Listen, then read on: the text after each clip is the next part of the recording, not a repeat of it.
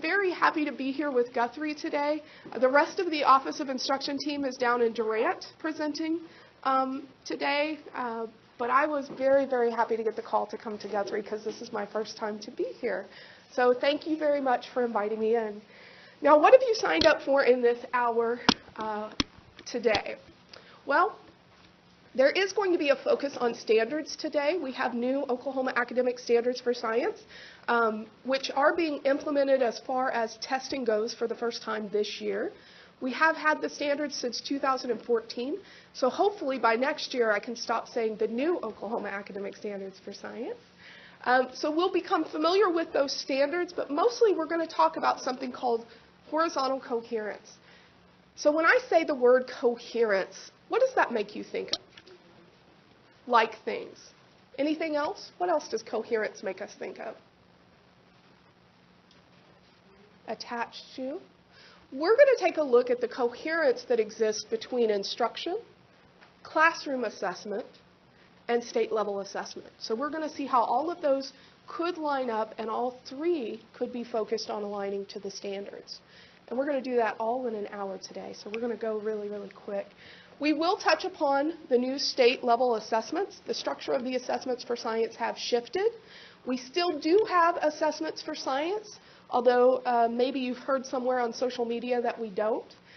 We do, and we will continue to have assessments for science, at least the state summative level, for 5th grade, 8th grade, and 10th grade. By federal law, we have to assess once in grades 3 through 5, once in grades 6 through 9, and once in grades 10 through 12. So because of that federal regulation, we will continue to have our state exams. Well, this is the image that I've put into the presentation to help us always keep in mind that what we're going to be thinking about today is how everything lines up, how instruction, assessment in our classrooms, state-level assessments, how all of that comes into a line and has coherence to align to our new standards. So we're going to start with instruction. And the way we're going to start with instruction is by examining a sample instructional task that some of you could do in your classrooms. For some of you, what we're going to do as a sample instructional task, it may not fit in your grade level or the course that you teach. But what I'd like for you to do as we walk through this instructional example, I'd just like for you to think about the strategies that are being employed in the instructional task and how it might relate to what you teach. So not the content of the instruction, but really the strategies that are embedded in the instruction that we walk through. So here's where we're going to start. We're going to start with this question. Have you ever noticed while walking on the beach that wet sand is firmer and easier to walk on than dry sand? So take a moment to think about that. Since most of you are coming off of a lazy summer on the beach somewhere in Florida, I would assume this is pretty familiar to you. That's what we do as teachers, right? Maybe the reality is closer to you've been to the lake this summer at some point, okay? But maybe we can relate to this. Oddly enough, many of our students can't relate to this. They haven't even been to the lake, you know, on a sandy beach at the lake to see this. However, maybe for some of them they have. I know it's hard to pull them away from their electronics, but maybe after it's rained, they've walked outside and noticed this as well. This is called a phenomenon. Anything we notice that happens naturally in the natural world, and we begin to think about, once we notice it, yeah, I noticed that. I wonder why it happens. So any event or situation or question you might have about the natural world, we're going to call that a phenomenon. So this is a phenomenon we're going to lead out with in our instruction today. Why is it easier to walk on wet sand than dry sand? Or why does it seem to be firmer to walk on wet sand than dry sand? Since I can't load you all up and take you to the beach to explore this in more detail, we have a few materials at your stations for you to explore with. So what I'd like for you to do in just a moment is to begin an investigation to try to gather some information, some data that would help you better think about why it may be easier to walk on wet sand than dry sand. What you have in front of you is a glass of water, a small glass of sand, a marble, and a plate. So in a moment, I'd like for you at your tables to investigate what it's like to just have the sand on the plate and have the marble interact with the sand. What do you notice? Maybe jot down a few things that you notice. Then add some water, but not all of the water, and see how the marble interacts with that. You're welcome to adjust the amount of water as you like, but I would suggest starting with a smaller amount rather than dumping the whole cup in there at first. But your real task is to investigate this. How does a marble interact with dry sand first and then wet sand? And jot down any questions you may be having or any observations that you're noticing so that you can begin to think about why you see the differences that you see. So we're going to do this for about 3 or 4 minutes. Safety precautions. The glasses are very dirty. They've been in my garage for a couple of weeks, so if you get thirsty, this is not the water glass to drink out of. Other than that, I think the safety measures are taken care of pretty well. It's just sand, a plate, a cup of water, and a marble. If it was with younger kids, of course, we would have to talk about not swallowing the marble. But I don't think I have to do that today. So 3 or 4 minutes just to investigate how wet sand and dry sand interact.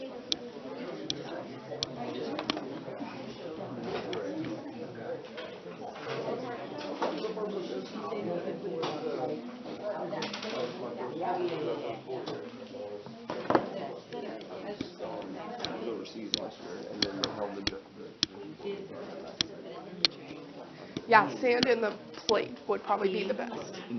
Yeah.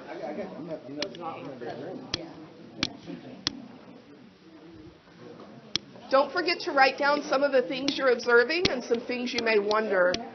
So sand in the plate first, and somehow you got 2 marbles. Did somebody not get a marble? Oh, no, we have a you marble. Have one? He's have a ruler if it's bothering him. There's actually one right up there if you want one. He's getting a lot more.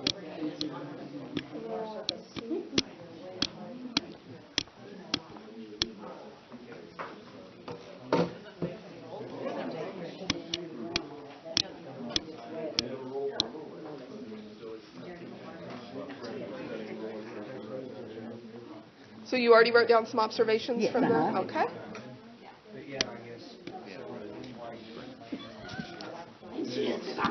Oh, were you using that as your ruler? Okay, good idea, good idea.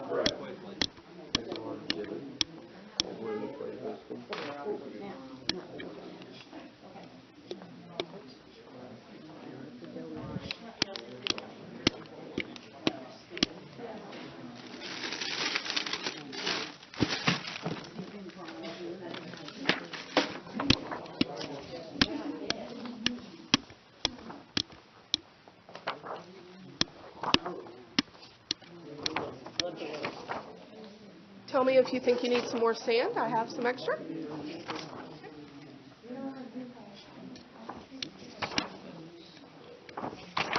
We couldn't do it in the plate. You couldn't? Okay.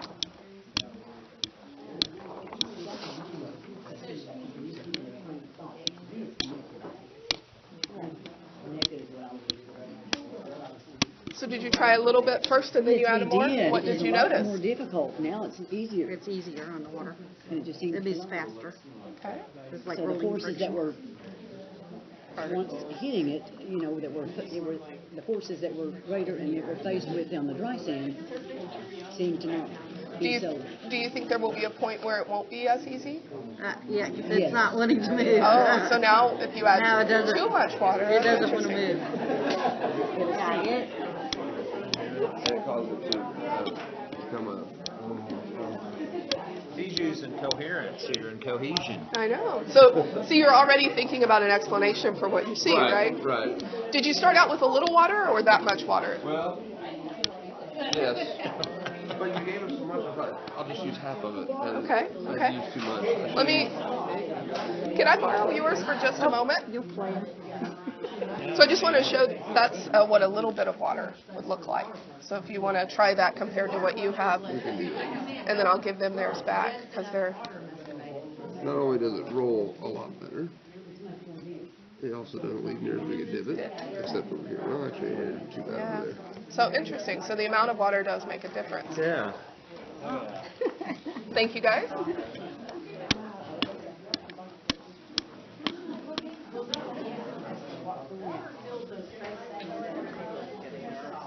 right, folks, if I could bring us back to center for just a moment. Normally, we would spend quite a bit of time at this point, even in a PD session. I would usually come over and ask each group what they saw, what they noticed, and before we moved on to this next step. But for the sake of time, we're going to move forward a little bit. What I'd like for you to do now, individually, but you can talk about it with your teammates at your table, but I'd like for everyone to begin to maybe sketch out through a drawing why they think the observations they're seeing are happening. What's causing the things that you see, the difference between how the marble is acting in the dry sand versus the wet sand. For some of you, it's the dry sand versus the damp sand versus a whole bunch of water in the sand, right? Some of you put a lot of water in, and that's okay. But I'd like for you to begin to sketch out some of your ideas about what's causing those differences that you see. Just a sketch drawing, maybe a few words, and you're welcome to talk to your table about that. And if you need scratch paper, let me know. I've got some for your table. Need one more?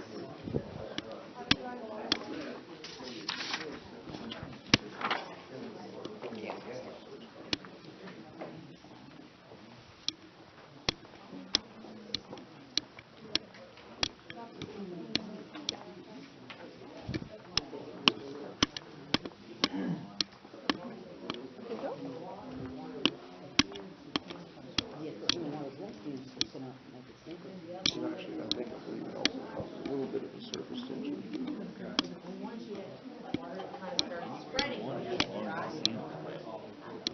Well, suspend it in the water. You don't.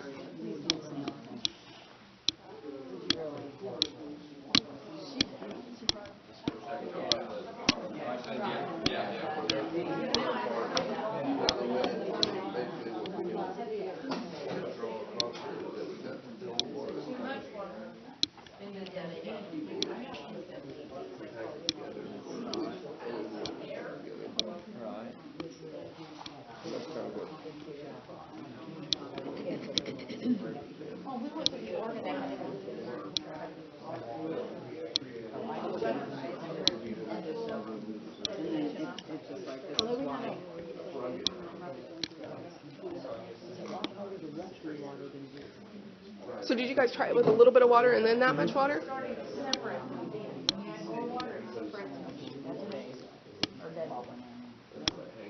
We had 2 quarters separates them again, so it makes them, I mean, when it was just enough water.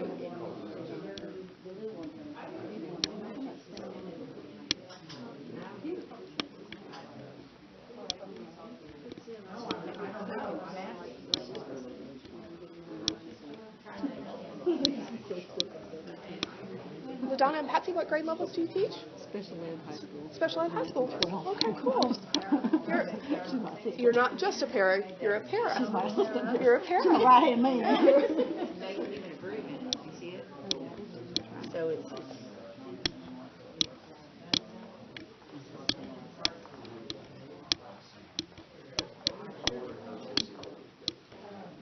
separated. Too much water separated them again.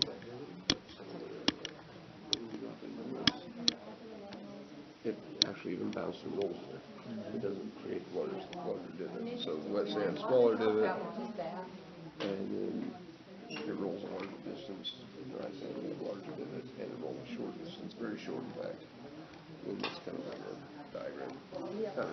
Sort of shows. Are we on? At least we understand it. I don't know, are you starting to have some ideas about what's causing the differences you see? Mm-hmm. Yeah. Then you're on the right track. Yeah. Whether they're correct or not. All right, if I could bring everyone back together one more time. The next step in our instruction is a little more difficult only because I'm going to ask you to do the next step without the wonderful minds sitting at your table. But what you have access to is everything you observed together. When you talked about how you were beginning to think about explaining some of the observations that you saw, you can use any of that information. You can use any experience you've had outside of being here today to help you do this next step. The next step is I'm going to ask everyone on their scratch paper to do their best to write a short explanation for why you saw the observations you saw with the wet sand versus the dry sand. Now, there's one caveat before you do this. As you're writing your explanation, if you feel the urge to write down a sciencey word, I want you to try in your explanation to explain that sciencey word in a way that it connects to the wet sand and dry sand observations you saw. So what's a sciencey word? Well, actually, force is a sciencey word.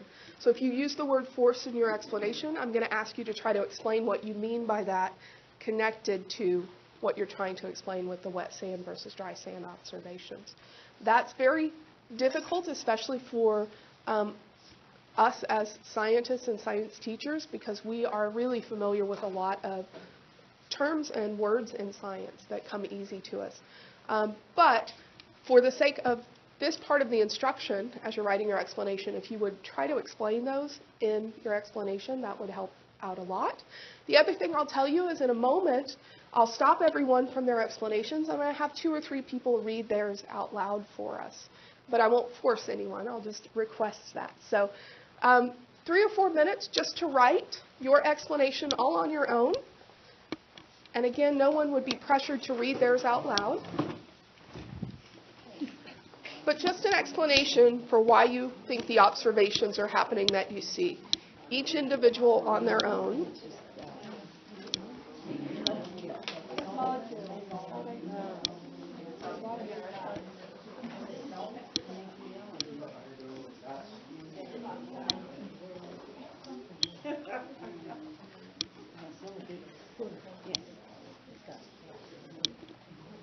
Brief explanation in your own words. Hi, Tiffany. Hi, Tiffany. Hey, so nice to meet you. Spelled the same way. All right, you guys, I know it's hard, but all on your own. Okay. Explanation.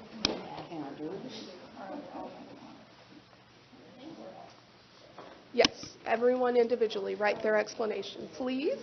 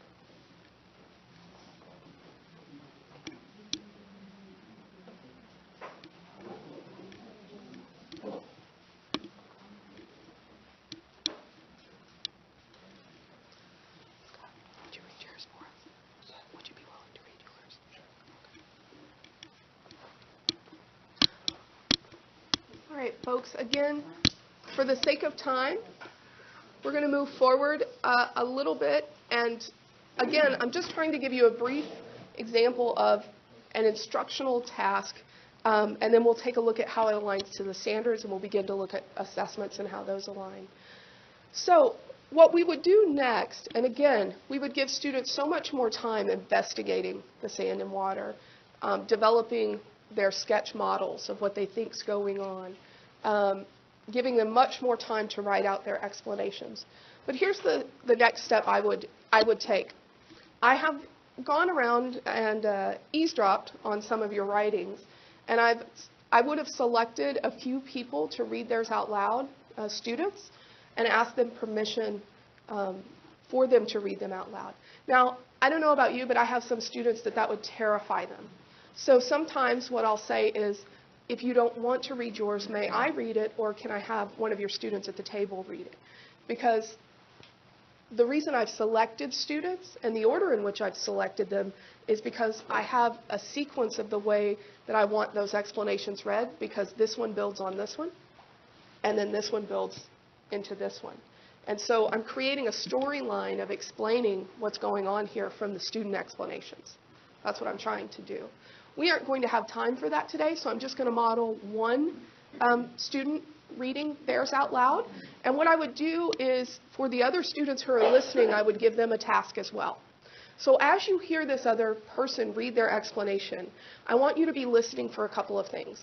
Do you hear anything in their explanation that is the same as yours? If so, underline it in your explanation.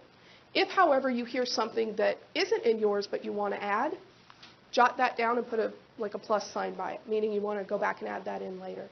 If, however, you hear something that makes you go, you know what, I don't know if that makes sense, or I don't think it's accurate, then jot that down and put a question mark by it. It means you're going to go back and look at that in more detail later. You're not ready to add it in, you're questioning it, okay? So underline anything that's the same, put a note down and a plus sign by anything you want to add in, and then a question mark by anything that you still aren't sure of. Scott has agreed to read his out loud, and what I'm going to ask him to do is read it exactly how it is on the paper. See, we have this tendency sometimes, especially in a quick write like this, where we go back and we notice that grammatically we wish we would have done something else. And that's not the point I'm trying to make with students at this point. And what I tell them is, yes, you'll notice it when you read it out loud, but I don't want you to look up from the paper, because what happens is you'll look up from the paper and you'll start to think about your explanation. And I want what you've already had time to really think about, not being stressed out, right, about reading it. So read exactly what you have on the paper, please. Scott, nice and loud.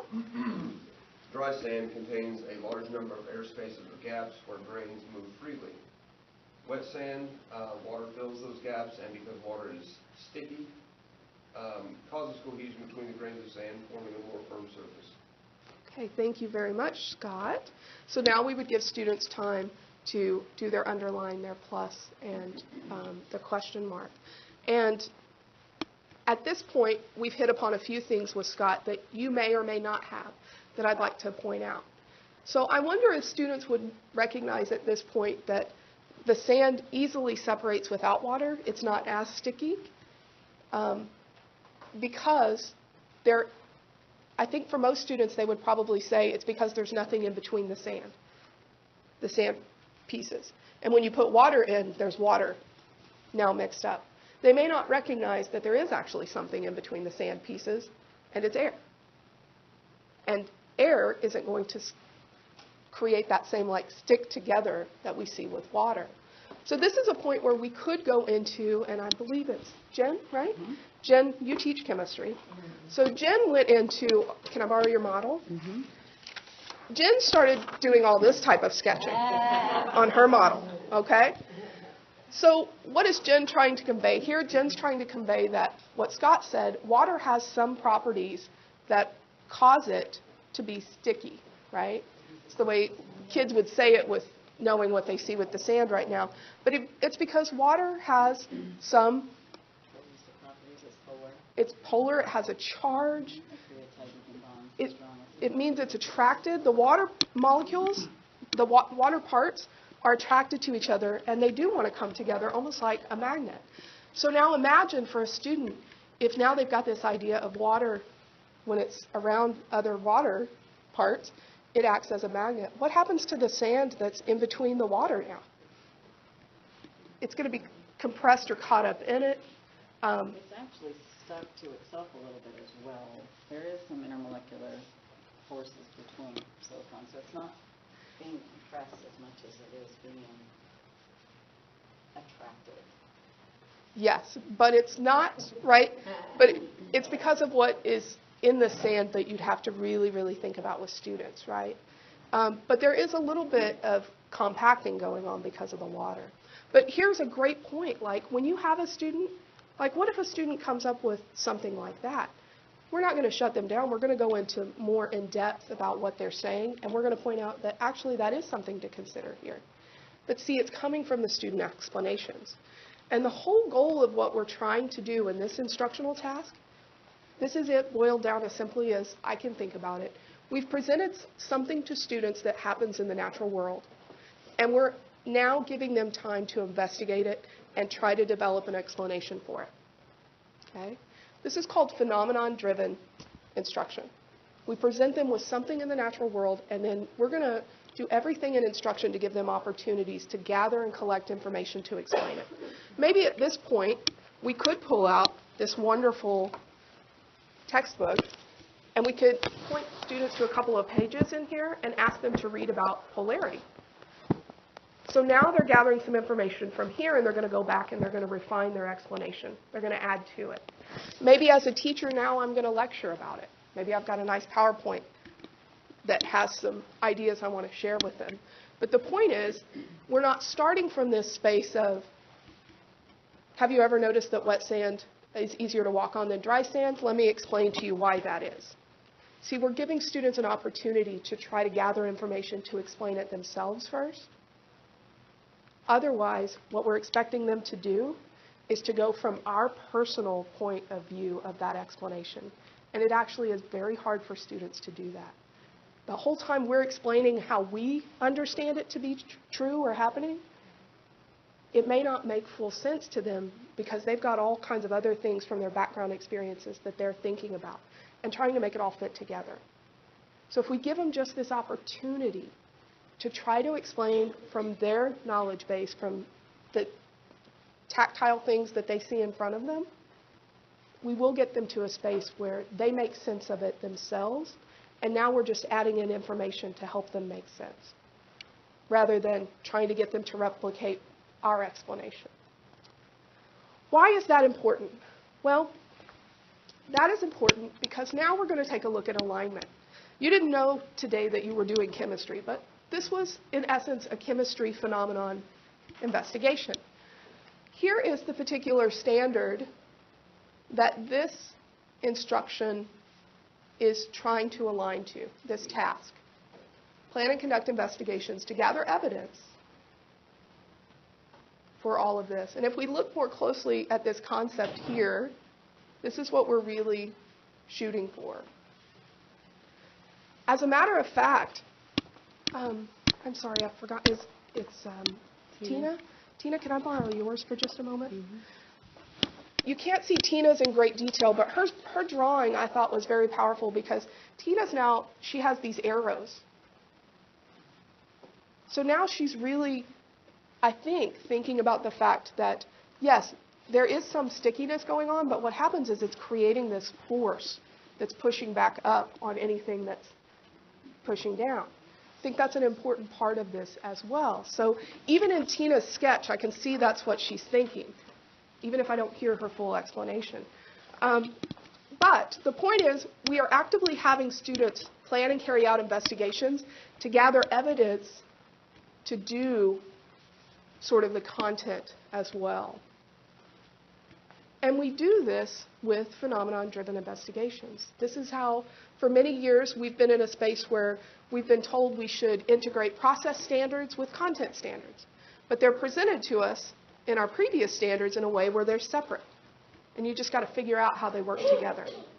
Now we're presenting standards that from the start say this is how we want the process of science integrated here into the content. And for years in the research, they've been telling us in instruction to have students study the natural world. But what does that mean? And how does it all tie in? I think we're at a space now where we have a better way of trying to convey that in education, in science education. So the idea is we're going to start with a phenomenon, a situation, and we're going to spend our time in having students do these practices to gather information to explain that phenomenon. And it's not just gathering information. Was there any reasoning that you were doing while you were going through this? Can someone share with us, looking back now on this task, where was a point where you felt like you had to engage in some reasoning? Where did you have to do that? Did you point to something or no? Okay. Where did you have to reason in this task? We had to add more water. We started with just a little set, and we had to stop and see how that marble was reacting to the sand. And then we added a little more. And then we noticed the difference, and we added a little more, and we kept adding more and more water to and discussing what we saw at each stage. And you had to engage in some thought about why it was different, right? Yes. What were you going to say, Patsy? I did the same thing whenever you started to put when you put the water on, it would be sort of when you had kind of, I mean, the reasoning was right there, why is it not moving? It should be moving. I saw reasoning at this table. I saw Scott thinking about a few things and trying to explain it, and I could see that look. I don't know if you can see this look. But anytime you see this, it's probably an indication of reasoning. Or, I'll tell you where else I saw reasoning. When you guys were doing your sketches, I noticed that you were trying to, like, someone at your table would make a comment, and then you would try to explain what your sketch was about. I also saw during the silent writes, I saw people pause in their writing and they would look up to the ceiling, like there was something up there that was going to give them the explanation. What's really going on when you look up to the ceiling, when you pause in your writing? You're thinking. You're thinking about all your past experiences, all the information you've had in previous learning opportunities. You're thinking about the data you collected here. So when students are doing these practices to try to gather information to explain phenomenon, they are reasoning with that information as well. So that's instruction. Here are the 8 practices we're trying to actively engage students in doing in the classroom through phenomenon investigations. The one we were centered on with that particular standard was this one. Now, if you'll notice, it was plan and carry out an investigation. Did I ask you to control the amount of things, or I didn't? If I had been focused on experimental design, which is a specific type of investigation, then I would have focused on that.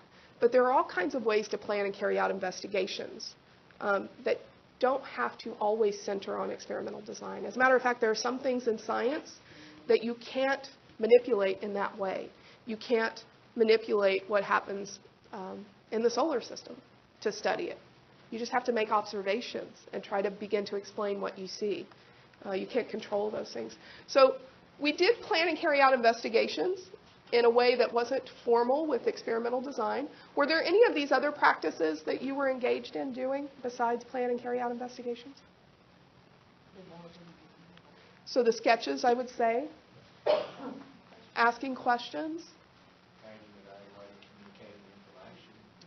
all of that. So although I was engaging in argument too. I mean, sure, talking with your partner and explaining the reasoning behind your sketch or your argument. I would argue that many of you were engaging in thought arguments with yourselves at times. You know, so we actively were doing several of these, although I was targeting one towards the standard. Here's another aspect of our standards, which I won't spend too much time on. These are what I'm quickly becoming the most fond of, or the most fond aspect of our new standards. These are called the Crosscutting Concepts. The way I think about these is these are really those structures that scientists internalize. When they see something in the natural world, they engage in thought using these structures. So when they see something like how when they walk on wet sand, there appears to be a difference from when they walk on dry sand, they're already recognizing that that's a non-pattern. Or that every time they walk on wet sand, it is easier, then that's a pattern, okay? They're thinking about what's causing that difference. Perhaps for several of you, you were thinking with this cross-cutting concept when you added sort of too much water. You were thinking, oh, the amount of water that I add actually does make a difference. What's causing that difference? You were probably thinking about the structure of the stand, the stability of it, and how it changed when you added more water. These are the things we think with, and we want students to become active thinkers with these structures as they encounter phenomenon or situations in the natural world to explain. So shifts with the new Oklahoma academic standards, if we narrow it down, we're trying to move away from just learning about, and I say just in the most well-respected way I can, because that takes a lot. It takes a lot to engage students and provide time for students to learn about science. But I think we can do more if we engage them to figure out how and why something works. I think what we can do is develop the critical thinking and reasoning skills that everybody tells us we need for STEM careers in the world in our science classrooms, and they actually do learn about these things as well. Because see, students in this example with the sand, they're still going to learn about properties of water at a molecular level. But they're also going to be learning it as they figure out a phenomenon. And the great news is once they have that figured out with a phenomenon, now we present them with another situation. Is there another situation where when you add a liquid, you see something similar with the sand and water?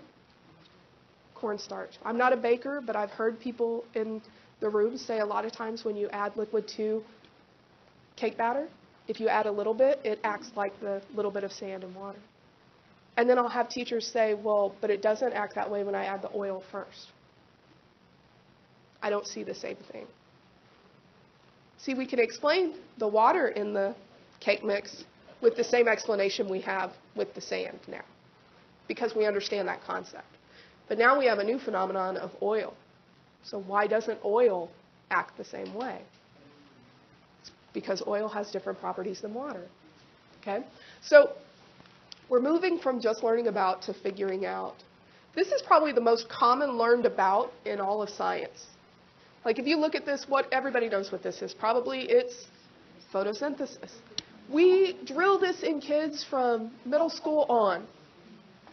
And then when they go to Harvard and they graduate and we ask them a question like this, how do we get from this seed to this tree?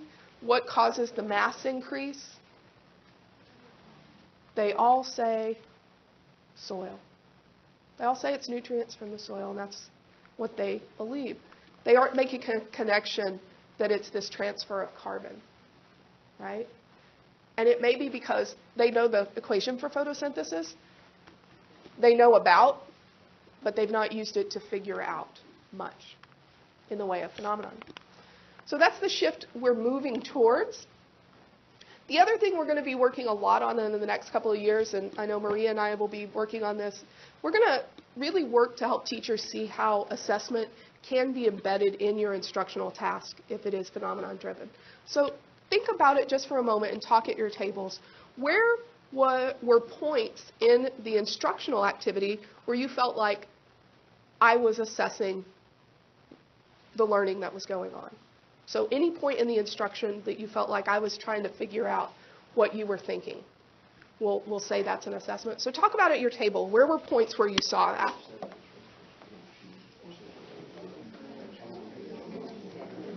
But I can begin to bring us back together as a whole group. So let's start with any of our two tables at the back of the room, and then we'll move forward. What was one point in the instruction side where you felt like there was an opportunity for me to assess the learning? So anyone in the back two tables, and then we'll move forward.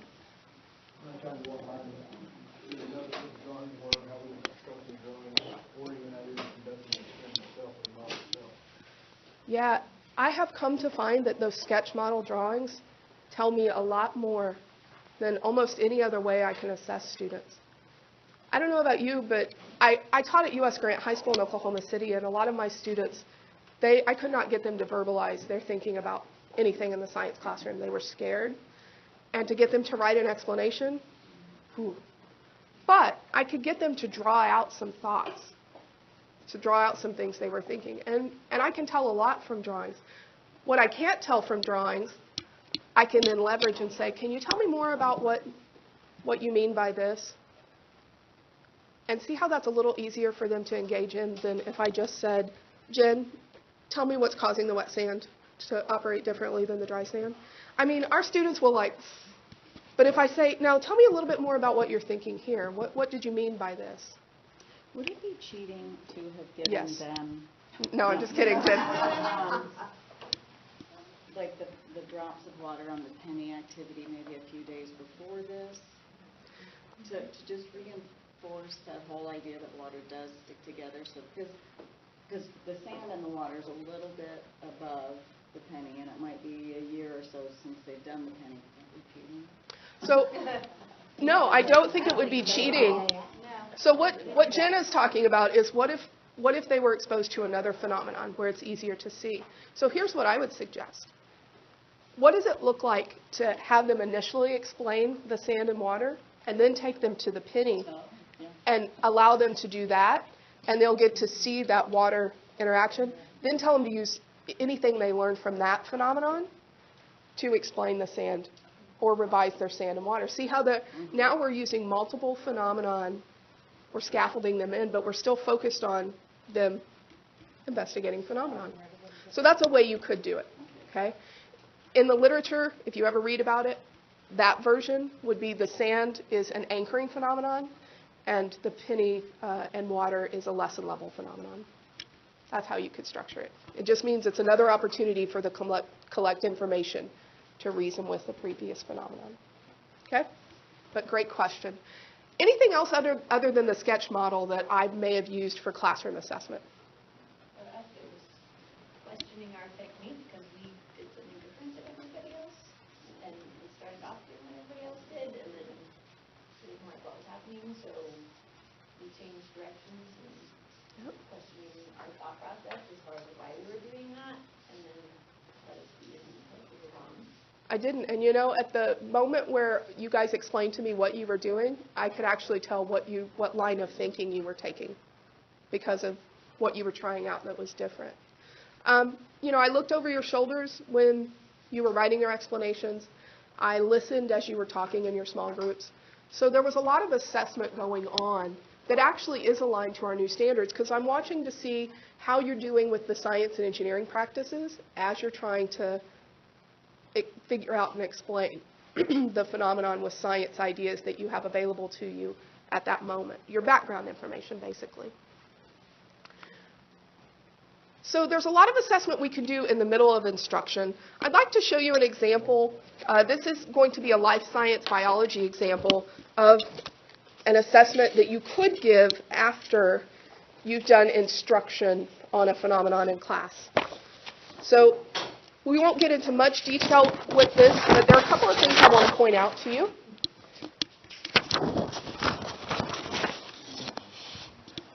This particular example starts with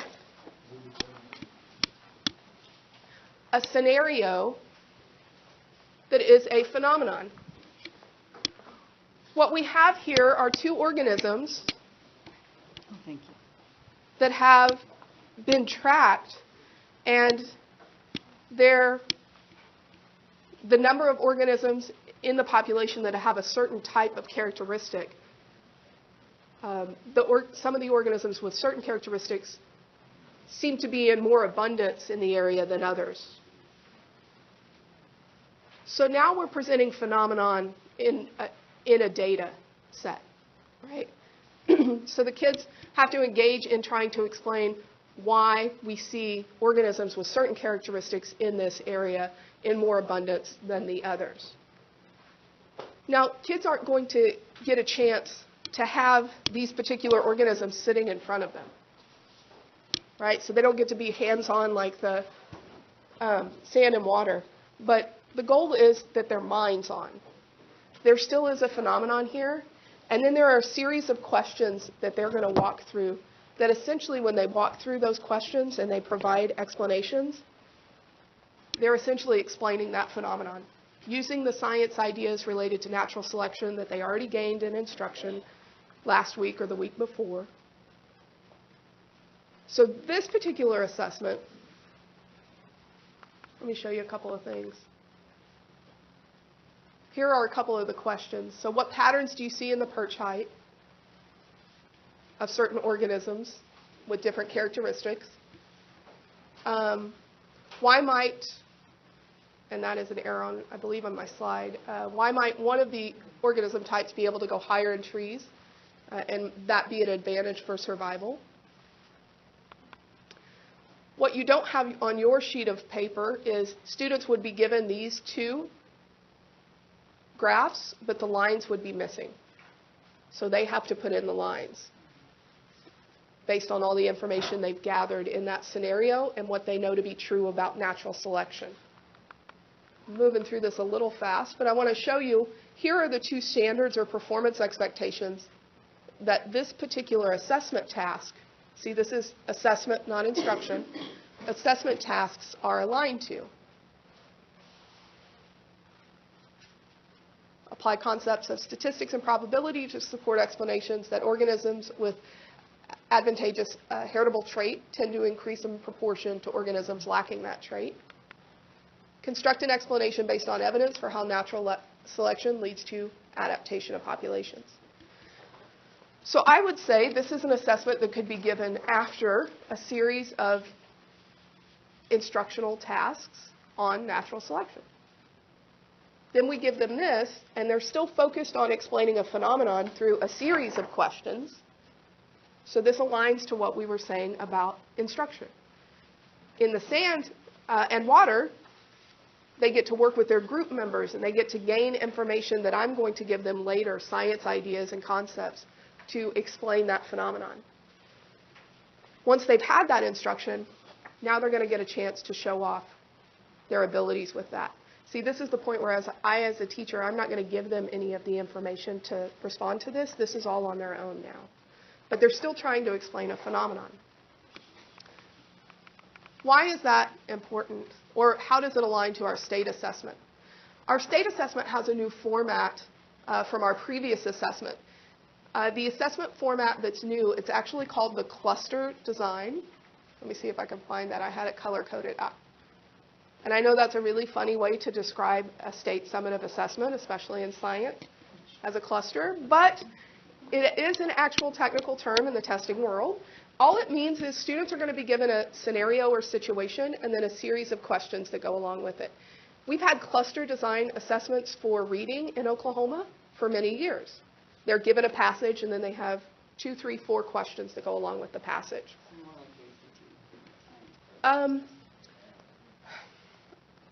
Only in the way that ACT at times has a scenario and a couple of questions that go with it. I would say there still are differences with our assessment from ACT, and we'll talk about that. But even on the ACT assessment, sometimes the questions are just a scenario and one question. So sometimes they don't have a cluster that the students encounter. The 5th grade exams will all have a scenario and then 3 multiple choice questions to go along with it. For the most part, that's the structure of the 8th grade and biology exams as well. However, for 8th grade and biology, there will be a couple of technology enhanced items. We'll talk about what those are in just a moment. So I know you can't read this in detail, but I wanted to give you a glimpse. This is an 8th grade sample of what a cluster item on the new assessment looks like. You're going to have access to this entire presentation, remember, so don't spend time straining your eyes too much. But there is a scenario here, and this data set actually represents a phenomenon. Over the course of time, what we see is a particular characteristic of organisms found in rock layers. The characteristic shifts in the length over time. And so we see this distribution after a certain time frame, and we see this distribution of the length of that characteristic before the time frame. So then students are on the task of trying to really explain why that's happening through a series of questions.